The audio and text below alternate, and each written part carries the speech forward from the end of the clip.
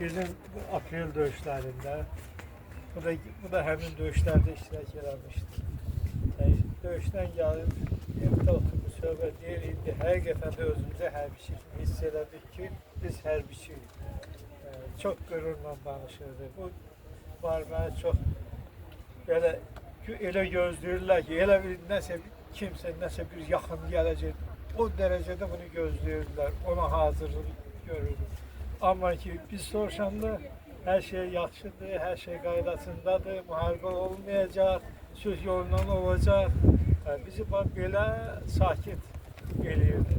Amma ki, qardaşına danışırdı ki, olacaq, özdə ki, bizim zəfərimizdən olacaq inşallah. Elə də oldu, var olsun. Əsasla başda bizim Sərkərdə Ali Baş Komandanımız olmadı. Onun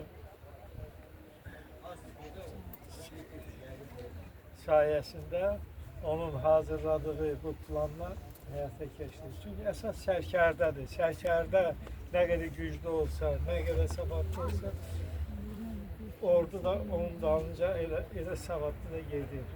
Sağ olsun ki, bizim İlham Əliyev kimi prezidentimiz var. Hələ heç bir dövlətdə belə bir prezident yoxdur. Həqiqətən də ondan fəxr eləməlisiniz ki, bizim belə bir prezidentimiz var.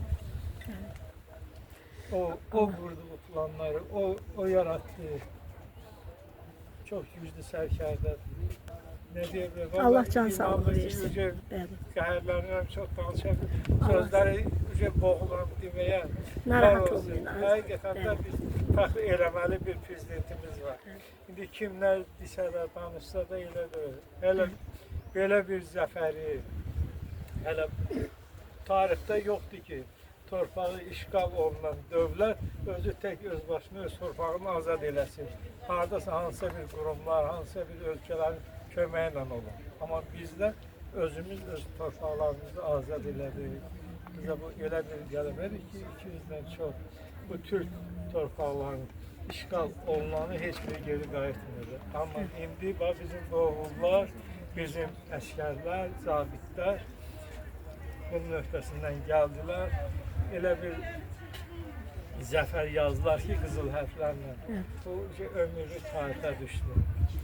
Sağ olun, var olun, çok sağ olun. Rəhmət eləsin, ruhları şad olsun ki, hər şey yaxşıdır, siz balalar da əla oxuyacaqsınız, vətənə öz oxuduğunuz xidmətlə nəsə bir töhfə verəcəksiniz. Çok sağ olun, var olun. Ailənizə, xalqınıza sağ olsun. Var olun, çok sağ olun.